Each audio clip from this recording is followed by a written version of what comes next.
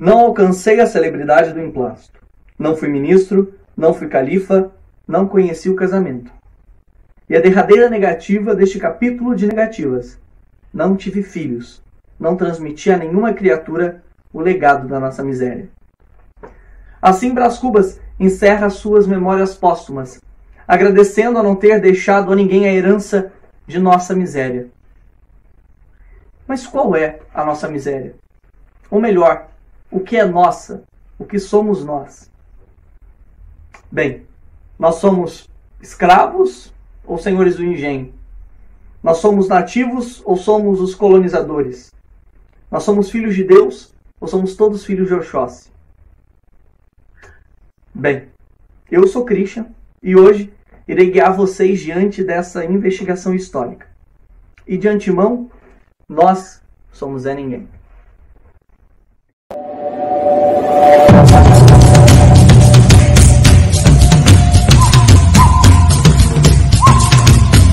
Para nós começarmos a investigar a nossa história, precisamos voltar para o início dela. Uns 500 anos atrás, quando as primeiras caravelas começaram a desembarcar no litoral brasileiro. Digo, no litoral de Pindorama.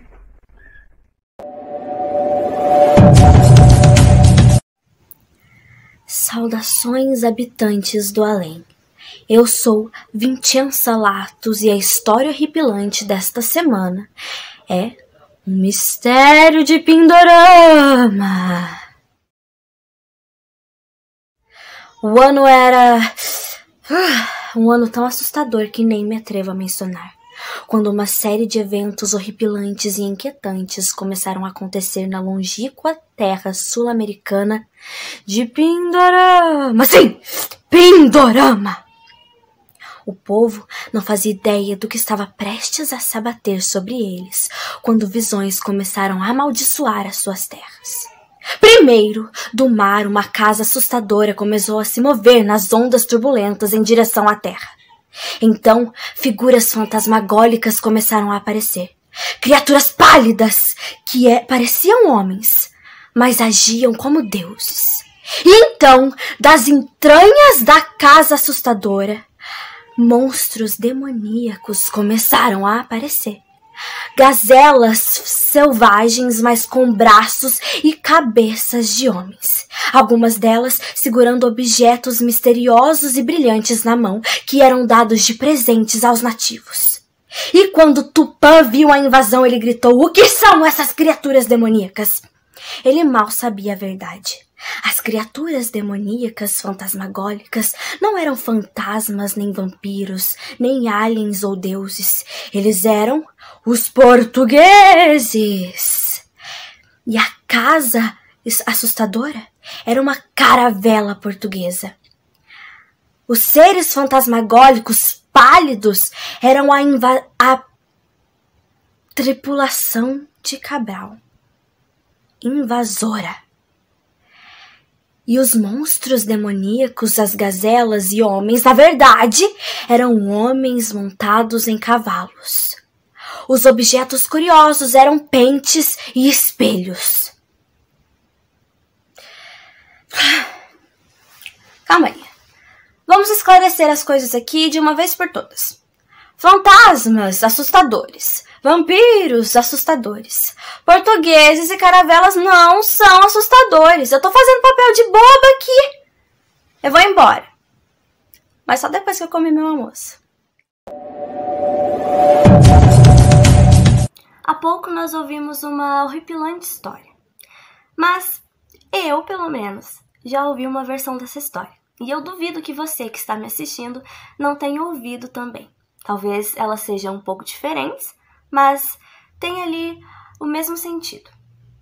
Assim como nos filmes da Disney, que pegam os contos dos irmãos Grimm como referência e colocam uma pitada de mágica e um pouquinho de romance, a história do Brasil também sofreu certas adaptações. Se eu perguntar para você, baseado nos livros didáticos e nas aulas de história, se a colonização do Brasil foi pacífica, você vai me dizer que foi sim. Que teve ali uma morte ou outra, mas nada demais. Coisas naturais da vida, não? Que o português pode ter sido um pouco sacana e que a troca não foi tão justa assim, mas nada muito ruim, nada comparado a uma guerra. Mas uma colonização que mata mais a metade dos povos nativos, que escraviza quase todos eles e fez por terra muitas línguas, culturas, costumes, culinárias, não pode ser comparado a uma coisa pacífica. O Brasil, que nem os portugueses relatavam, o Brasil ele foi descoberto após os portugueses desembarcarem aqui no Brasil. Mas eles esqueceram do fato que já havia habitante aqui. Nada que escravize, que mate, que descaracterize é pacífico. E a história do Brasil é quase toda assim. Tem um termo que a gente trabalha que se chama brasilidade. O orgulho de ser brasileiro, ou o que define o brasileiro. Mas se a gente for pesquisar, quase metade da população brasileira não sente esse orgulho de fazer parte da pátria amada. Mas por quê? Um povo sem conhecimento de sua história, cultura e raízes é uma árvore sem raiz. E uma árvore sem raiz não se mantém. Por isso é importante nós sabermos sobre a história do Brasil, ou melhor, sobre a verdadeira história do Brasil. Porque o que a gente recebe como história é uma visão eurocêntrica. É um povo que não é brasileiro, que não era nativo, contando sobre algo que aconteceu aqui. É a mesma coisa que uma pessoa de São Paulo contar sobre tudo que aconteceu em Minas Gerais e falar que o mineiro não tem espaço para retocar a história. Não tá certo, porque quem tem mais propriedade para falar é quem está lá. A visão que a gente tem do brasileiro não é brasileira, é eurocêntrica. A visão que a gente tem é estrangeira, tanto da história como das características do nosso povo. É necessário, portanto, que a gente aprenda sobre a história do Brasil, mas que a gente aprenda sobre a verdadeira história do Brasil. Eu não estou desmerecendo o lado europeu, o lado português, porque eles contribuíram e muito para a cultura, para a fala, para os costumes, para as riquezas do Brasil. Mas a gente também precisa saber sobre os outros povos. A gente precisa saber sobre a visão nativa, saber na visão indígena qual era a sensação de ver as caravelas portuguesas chegando no Brasil. A gente precisa saber da visão dos africanos, da visão dos povos escravizados, qual era a sensação de sentir o cheiro brasileiro pela primeira vez, de sentir a maresia brasileira pela primeira vez, ou do medo de ser retirado do seu continente, de seu país, de sua aldeia, de sua família. Uma história, para ser uma boa história, ela tem que ter o máximo de informações possíveis. E é isso que a gente tenta fazer aqui. Reunir o máximo de informações possíveis, dos máximos de lados possíveis, porque uma moeda tem dois lados, e a gente só sabe o real valor dela se a gente observar os dois. Não adianta eu saber uma parte, eu ver apenas por um ponto de vista e deixar o outro às sombras. Isso não seria justo, não seria agir conforme a verdade. Me diga, você provavelmente em seus anos de escola estuda ou estudou sobre a mitologia grega, sobre a mitologia romana, mas e o folclore? E o folclore brasileiro? Comparado à mitologia grega e à mitologia romana, o quanto você estuda sobre a nossa própria mitologia, sobre os nossos costumes? Quase nada? Mas por quê? Por que não aprender sobre o que está aqui dentro e só sobre o que está lá fora? Nós precisamos começar a nos orgulharmos sobre o que a gente tem aqui. Começar a ver o que a gente tem aqui, os costumes que a gente tem aqui, e modificar conforme o tempo a visão que o estrangeiro tem da gente. Mas a gente só vai poder fazer isso, só vai poder aflorar esse sentimento de querer mudar, de querer adaptar a nossa história se a gente saber sobre ela. E a gente só vai saber sobre ela se a gente ouvir os dois lados, se a gente colocar na balança os dois lados. E é isso que a gente procura fazer, contar sobre os dois lados. Contar que muita coisa aconteceu antes de 1500, que a história do Brasil não começa ali. E que muita coisa aconteceu depois de 1500 que não foi contada e que precisa ser levado em consideração. O que eu tô falando aqui, o que a gente vai falar nesse documentário, não é nem 1% do que a gente precisa saber, mas já é alguma coisa. Eu espero que você, ouvindo isso e ouvindo mais tudo que os meus colegas vão dizer, aflore o sentimento de querer saber, de querer procurar, de querer pesquisar, para a gente achar pelo menos um pouquinho dessa raiz que sustenta o povo brasileiro. E parece que essa tentativa de dar alma aos diferentes não era só um fetiche português. Pelo contrário, a nossa sociedade vai fundar a sociedade eugênica. E algumas personalidades muito famosas serão membros dela. Oi, pessoal! Hoje estou aqui em Taubaté, no sítio do Pica-Pau Amarelo, para conhecer ele, o maior autor infanto-juvenil de sua época, Monteiro Lobato. Olha ele ali! Monteiro. É uma honra conhecer. Você me daria a honra de apertar a minha mão? Claro, você me parece branco o suficiente. Branco? Eu tô esperando meu café há horas. Nem pra isso aquela macaca de carvão serve. E ainda me parece essa. Pelo menos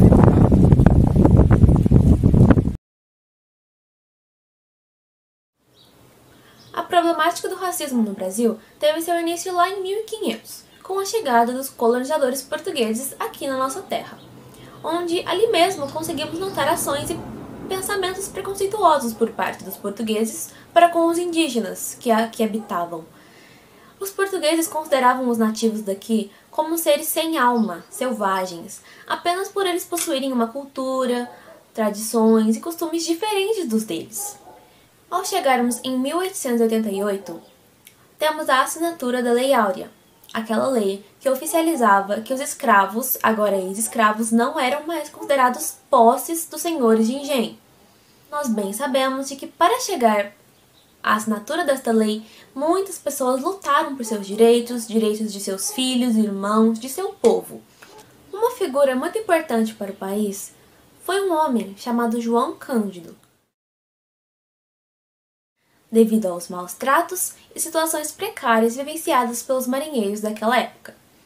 João Cândido, ele era filho de pais escravos, que adentrou na marinha desde muito cedo e teve uma vida muito ativa na política.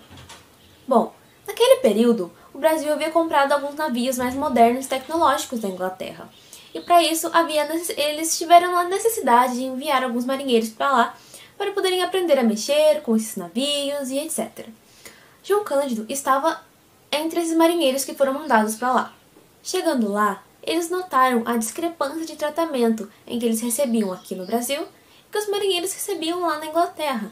E isso gerou um sentimento de revolta deles, em que, chegado aqui no Brasil, João Cândido decidiu liderar a revolta, que ficou conhecida como Revolta da Chibata. Sim, ele conseguiu diversos benefícios para os marinheiros daquela época. Entretanto, ele teve sua vida profissional completamente arruinada, onde ele teve que viver como um mercador ambulante, um comerciante pelo resto de sua vida, pois seu nome havia sido manchado por conta da revolta.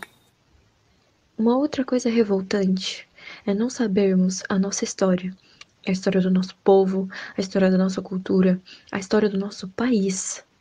Pois essa história, ela existe. Ela só não foi contada, ela só não foi devidamente contada. Ninguém nunca se deu o trabalho de dar ênfase em cada detalhe, ou de explicar ao menos do porquê essa história não é contada. Por que nós não sabemos da nossa própria história? Por que nós só entendemos a versão? Por que só aprendemos na escola a versão dos colonizadores europeus? Bom, para continuarmos a nossa conversa, eu vou explicar para vocês agora um processo também que é muitíssimo pouco conhecido. A organização eugenista, a organização eugênica, eugenia, determinada por Francis Galton em 1883. Esse processo pode ser explicado pela obra Redenção de Cam, onde nessa obra nós vemos uma mulher negra agradecida pela sua filha mestiça ter dado à luz a uma criança, a sua neta, ser branca. Nós podemos ver isso claramente porque na época, o pensamento da época era de que a raça pura, a raça branca deveria prevalecer. Então essa mulher negra, agradecida pela sua neta ter nascido branca, é porque ela não sofreria preconceitos, é porque ela não seria maltratada, e porque a linhagem dela iria continuar. Era hereditário. Era hereditário. Isso te lembra alguma coisa? Evolução. A teoria da evolução de Charles Darwin foi feita primeiramente para animais, onde os mais fortes, aqueles com genes melhores, prevaleciam, sobreviveriam e passariam as suas qualidades, os seus genes, adiante, sendo essa hereditariedade. E era isso que Francis Galton queria. E Charles Darwin, obviamente, contribuiu com esse processo racista, que era onde os brancos, que tinham os melhores genes, deveriam passar adiante e formar a sociedade perfeita. Essa sociedade perfeita era denominada, na visão dele, por brancos e apenas brancos. Uma outra pessoa que contribuiu muito com o processo de eugenia, que até gostaria de que o Brasil tivesse uma Ku Klux Klan. Bom, talvez vocês fiquem chocados, ou talvez não, mas Monteiro Lobato era eugenista, era racista e contribuía com o processo de eugenia. Ele chegou até a escrever um artigo sobre o negro, chamado Presidente Negro. Nossa, mas como assim? Monteiro Lobato foi um cara racista? Ele escreveu O Sítio do Pica-Pau Amarelo. Ele era incrível. Um autor infanto-juvenil maravilhoso. O melhor de sua época. Tudo bem, pode ser. Realmente foi. Mas por ele ter escrito sobre o Sítio do Pica-Pau Amarelo e ter contribuído com livros infanto-juvenis, isso não significa que aquele preconceito deveria ser apagado. Deveria ser esquecido. Só porque ele contribuiu de uma forma boa, quer dizer que o seu pensamento, aquelas outras coisas que não foram tão boas assim na nossa visão, deveriam ser apagadas e esquecidas. Que ninguém deveria saber, descobrir mais. Porque nós só sabemos dessa versão linda e magnífica de Monteiro Lobato e não sabemos da sua versão racista. Monteiro Lobato utilizava de suas obras para propagar racismo. A personagem Anastácia, por que ela só ficava na cozinha? Ela era a única personagem negra. E por que aqueles personagens, que nem seres humanos eram, uma boneca, uma espiga de milho, por que eles tinham tanta ênfase na história e ela não? Eu gostaria que você pensasse nisso. Mesmo que ele tenha contribuído muito com os livros e histórias infanto-juvenis, mesmo que Charles Darwin tenha contribuído com a teoria da evolução para a biologia, para a ciência, a gente não deve esquecer, a gente não deve simplesmente apagar da nossa cabeça que eles tiveram contribuições ruins na nossa sociedade, que eles tiveram pensamentos racistas. Bem, vamos voltar agora um pouquinho antes de Monteiro Lobato, quando os movimentos abolicionistas começaram e irão culminar com a Princesa Isabel assinando a Lei Áurea.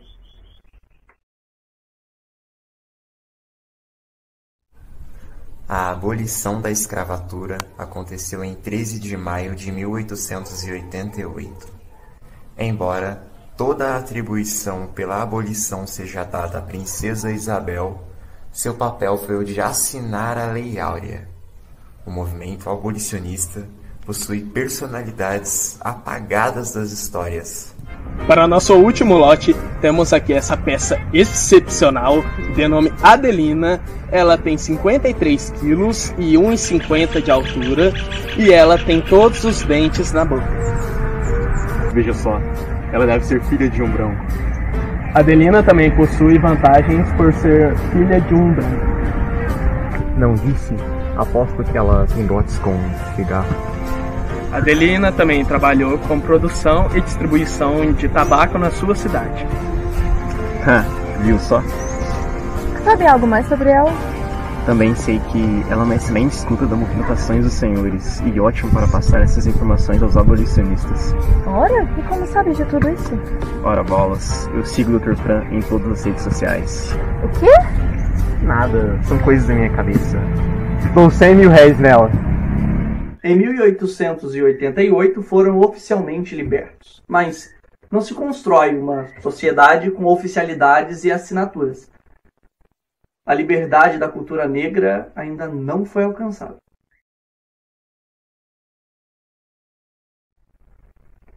Budapeste parece um lugar esplêndido, pelo que pude ver de relance pela janela do trem e o pouco que caminhei pelas ruas. Assim começa um dos maiores clássicos de terror, o Conde Drácula. Bem, nós também temos uma história de terror, que não tem vampiros, mas é muito mais aterrorizante. Eu sou Cláudia Veloso e estou diretamente no mais novo destino para indesejáveis, o Hospital Psiquiátrico de Barbacena. Vamos ver lá dentro? E aqui está a nossa primeira exibição. Espera, quem é ele? É, cara, eu não sei. Acho que se um indesejado não fique perto, Ana. Ele pode querer morder você. É verdade. Espera, esse homem é louco. Sim, ele é clinicamente louco. Mas ele não deveria estar no hospital? Mas isso é um hospital. Ou chamar de indesejável. Pelo que parece, estão trazendo pessoas indesejáveis ou com problemas psicológicos para um hospital psiquiátrico para rir e debochar deles. Jogue uma coisa nele, Clara. Ah, que porcaria. Enfim, conte-nos mais. Quem está no hospital? Ah, sim. Bom, nós temos João Carlos, o filho bastardo do fazendeiro. O Luís de Almeida, o segundo herdeiro de uma fortuna milionária. E a dona Alzira da Silva, que esta coitada enfrenta reais problemas de esquizofrenia. Essa última parece bem mais interessante de ser assistida, com certeza. O antigo Hospital Colônia viveu uma história de extermínio entre 1930 e 1980 e foi criado em 1903. Os pacientes eram enviados para lá de trem, um trem só de ida para eles, não tinha volta. Segundo informações, segundo o documentário que eu vi, alguns pacientes não eram loucos. Era até bom conversar com eles, porque eles eram pessoas normais, mas como a sociedade é muito injusta, mandavam pessoas que não tinham nada a ver com loucura e que nem precisavam de tratamento pra lá. Tudo isso aconteceu em Barbacena, Minas Gerais. Havia, sim, umas pessoas com problemas psiquiátricos, né? Mas que deveriam ser tratadas, mas alguns outros não. Alguns outros tinham... Mulheres deixavam o marido irritado por causa do TPM. Eles pensavam que era loucura e mandavam elas pra lá. Também tinham pessoas que bebiam e ultrapassavam um pouco o tom de voz, mandavam pra lá também. Mandavam mulheres grávidas de um estupro. Onde morreu mais de 60 mil pessoas torturadas, né? Algumas com tuberculose e as doenças da época, por falta de medicamento e tudo mais. Antes mesmo do funcionamento do hospital, eles já haviam construído um cemitério que o objetivo deles realmente não era curar as pessoas e sim matá-las com eletrochoque, entre outras coisas que eles torturavam os pacientes que tinha 2 comprimidos, o rosa e o azul. Eles davam eles em ocasiões diferentes. Eles morriam muitas vezes também por falta de comida e também por causa do frio, porque eles não tinham roupa suficiente para usar. Às vezes deixavam eles pelados nas celas. Eles tinham que dormir agrupados e acabava uns morrendo sufocado. Então, várias vezes as enfermeiras iam nos quartos e achavam muitos corpos sem vida por causa justamente desse sufocamento. Não tinha espaço suficiente, não tinha comida suficiente, não tinha roupa suficiente, não tinha recurso suficiente para aquele tanto de paciente que chegava cada vez mais nos trens. Os colchões deles eram feitos de capim. Eles catavam capim e faziam um colchão deles. Porém, no capim tem bicho e bicho morde, bicho também da doença. Vários bichos mordiam eles enquanto eles dormiam. 60 mil pessoas morreram no Hospital Colônia e cerca de 1.853 corpos foram enviados para 17 faculdades diferentes. De início era para ser um hospital psiquiátrico, mas com essa visão eugênica acabaram descontando tudo ali. A visão eugênica consiste em basicamente de limpar a sociedade de pessoas impuras e diferentes. E esse hospital psiquiátrico acabou se tornando um campo de concentração. Esse hospital psiquiátrico virou um campo de concentração,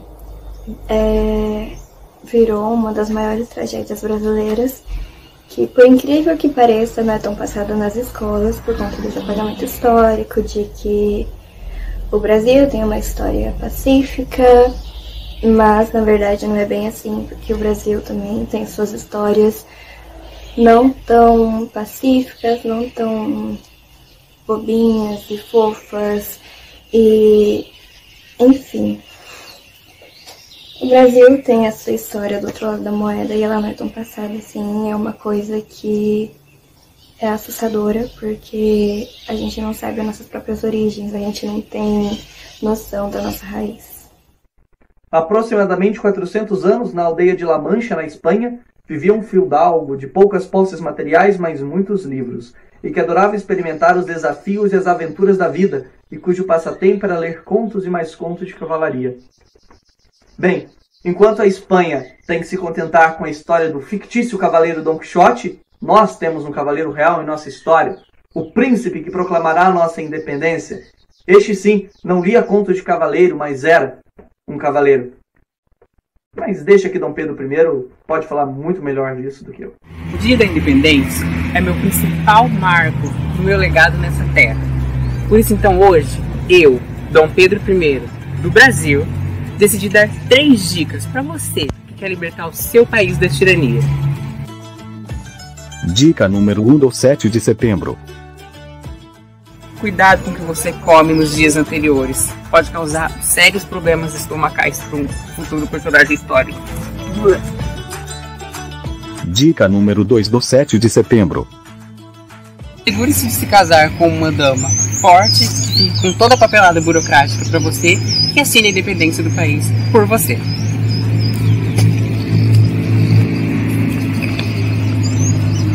O Brasil está oficialmente livre das garras de Portugal.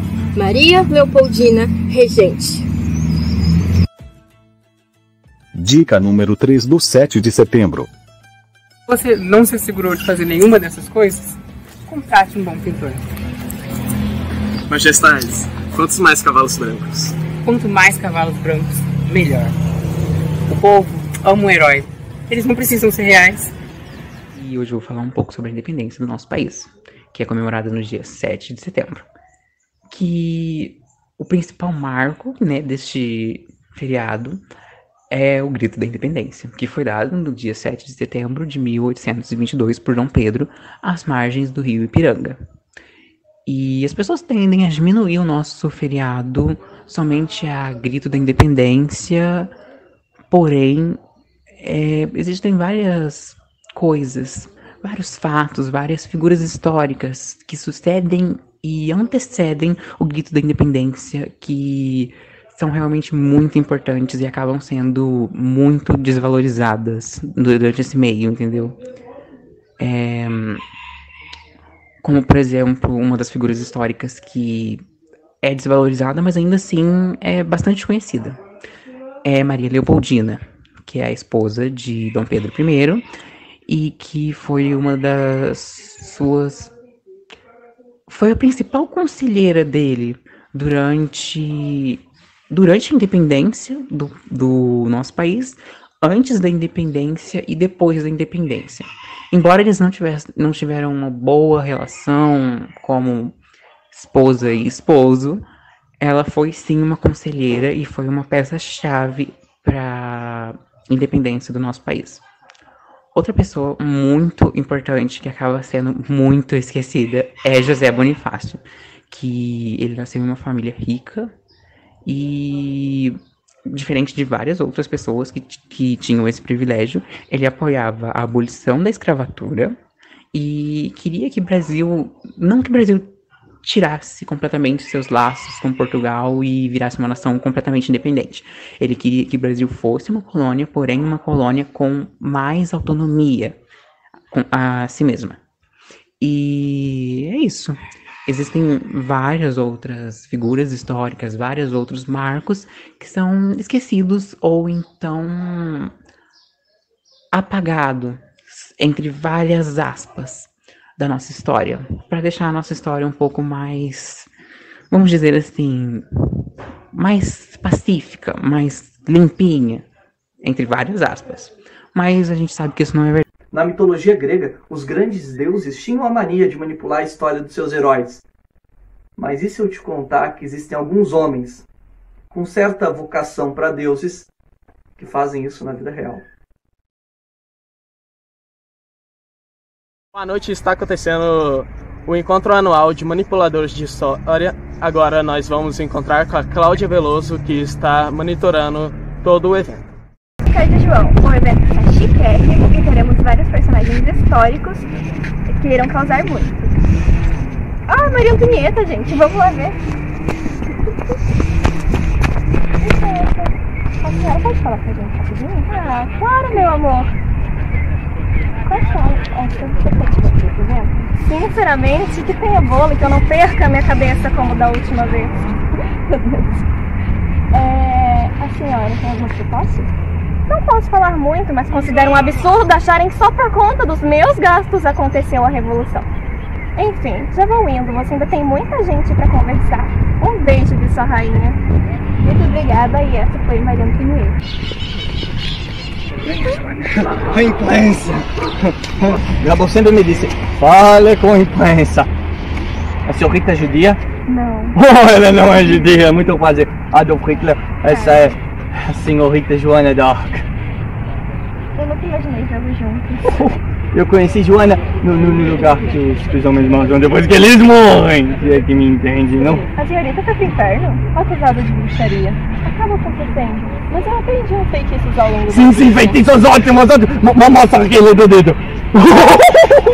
Mostra mais lá, olha. É fascinante. Isso me lembra aqueles malditos judeus. Só que ao invés de Deus eram as cabeças deles. Acaba me lembrando também de Maria Antonieta. É verdade. Depois eu vou contar essa anedota pra ela lá dentro, ela vai adorar. Eu nunca imaginei vê-los juntos, vocês são juntos? Eu tenho uma queda por guerra. Eu tenho uma queda por mulheres que não sejam judias, principalmente depois daquela Calma, Agostinho, calma. Maldita. Vamos contar aquela anedota pra Maria Antonieta, ela vai adorar. Muito prazer. Que tarde louca! Agora um dos 4 manipuladores deste ano está excursão. Vamos ver um trechinho? Para progredirmos, não podemos repetir a história, e sim escrever uma nova. Literalmente.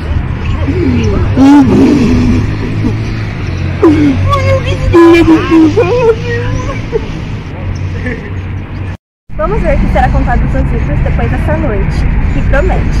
Eu sou Cláudia Veloso e é com vocês aí no estúdio. No próximo bloco, o confronto de Galileu Galilei com um terraplanista. Olá! Hoje vou começar com uma pergunta clássica. Quem é você? Pesado começar logo de cara com uma pergunta dessas, né? Eu sei. Ainda mais considerando nossa pluralidade e biodiversidade como seres humanos, indivíduos políticos e sociedade. Então vamos para a próxima pergunta. Você já ouviu falar em multiculturalismo? Sim, não, talvez? Acredito que pela palavra, poucos conseguirão definir seu significado. Porém, e se eu te disser que você convive com o multiculturalismo todos os dias? E com isso, surge um grande problema na nossa sociedade. Ou melhor, um grande benefício para ela, mas que nós encaramos como problema. A diversidade, a diferença. Porque é muito difícil, muitas das vezes, lidarmos com ela. E assim surgem preconceitos raciais, sociais e afins. Sendo assim, começamos a nos privar a tudo que não corresponde a um padrão, a uma elite.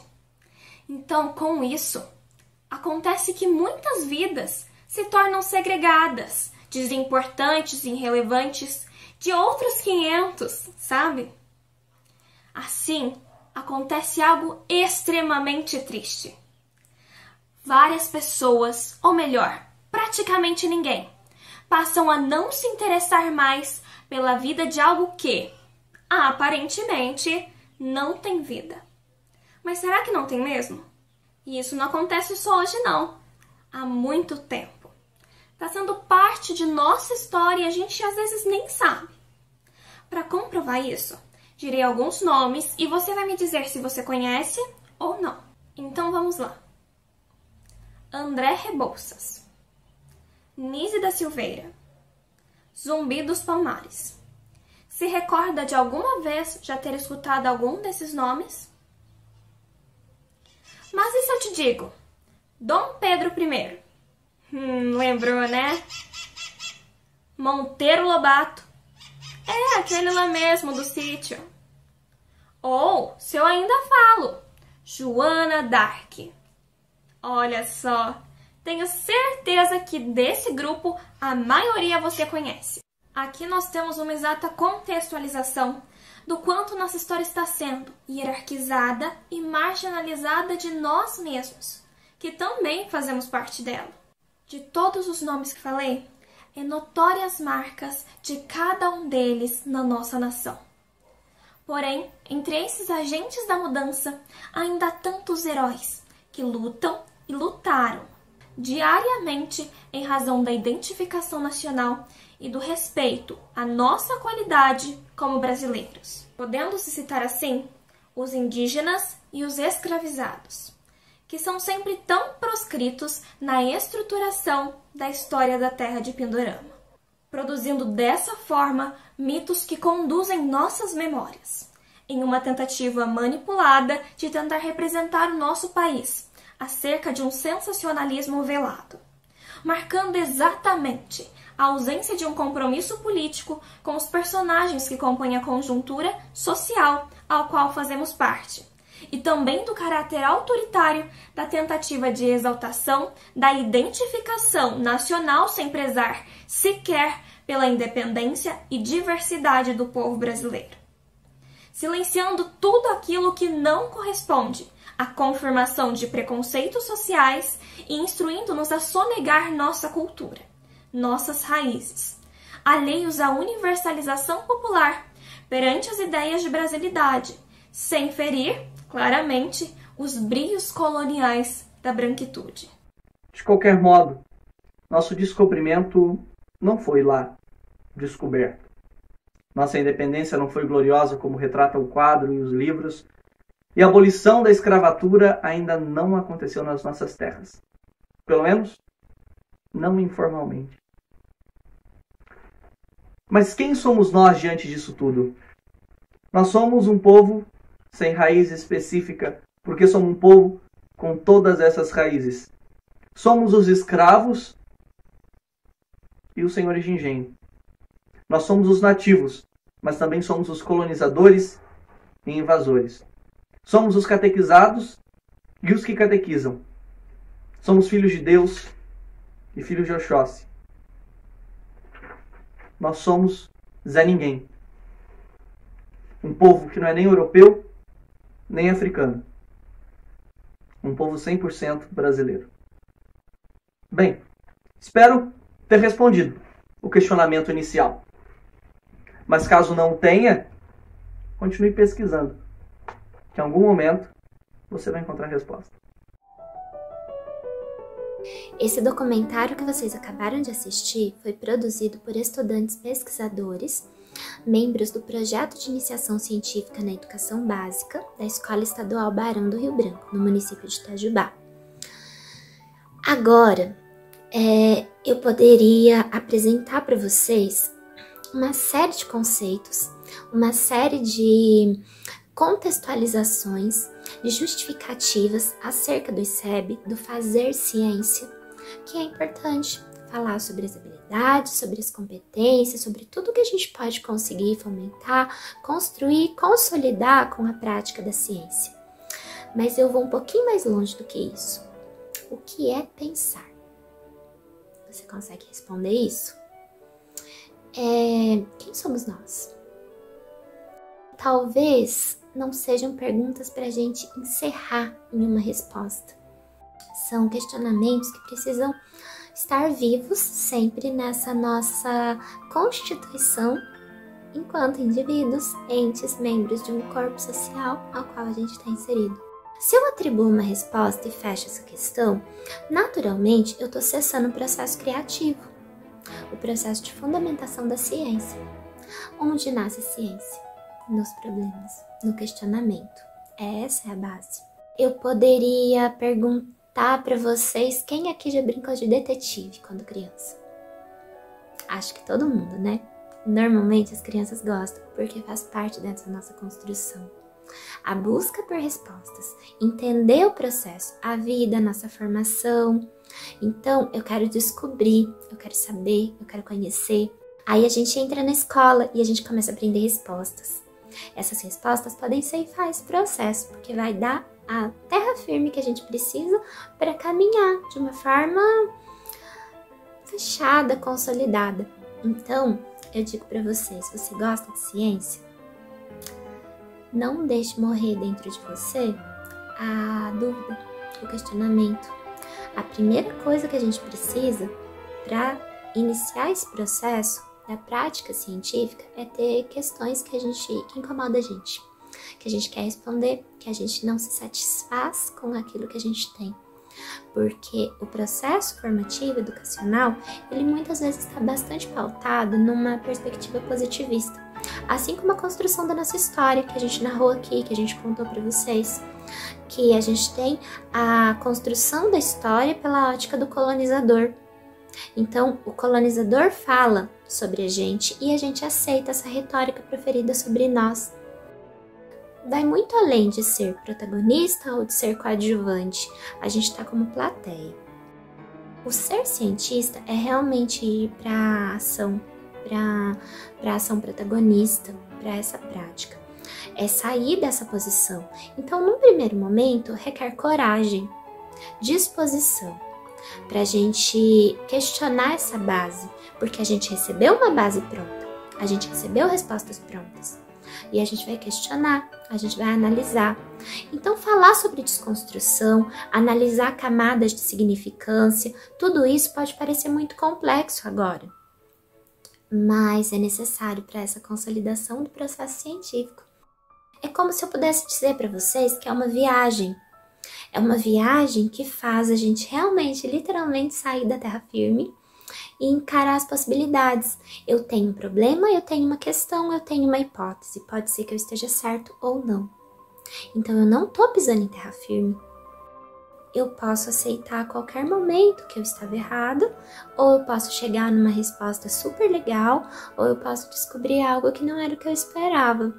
E tá tudo bem, porque assim se forma o processo de conhecimento, estrutura toda essa teia de saberes, dessa construção humana, que é de engendrar o conhecimento, né, esse processo. Eu gostaria de agradecer a oportunidade de orientar esse projeto, que foi uma experiência incrível. Agradecer o apoio da Escola Estadual Barão do Rio Branco, da direção, que foi impecável, foi incrível, me deu apoio para desenvolver todas essas ações. Agradecer às supervisoras da escola, que também sempre deram todo o apoio que a gente precisou, orientações necessárias. Agradecer a todos os colegas de profissão, com quem eu aprendo dia após dia, com experiências, com vivências. Eu gostaria de agradecer a Superintendência Regional de Itajubá, que também nos apoiou em todos os momentos que a gente precisou, a nossa tutora, Maria Fernanda, a Secretaria de Estado de Educação pela oportunidade, a todos os estudantes que foram impecáveis, que tiveram uma participação incrível, que se sentiram talvez desmotivados em alguns momentos, se depararam com situações que provocaram um certo choque em relação a essa construção histórica, mas que continuaram, que seguiram nesse projeto, nesse propósito de investigar o conhecimento e de produzir uma forma de divulgar, de compartilhar com os outros essa pesquisa.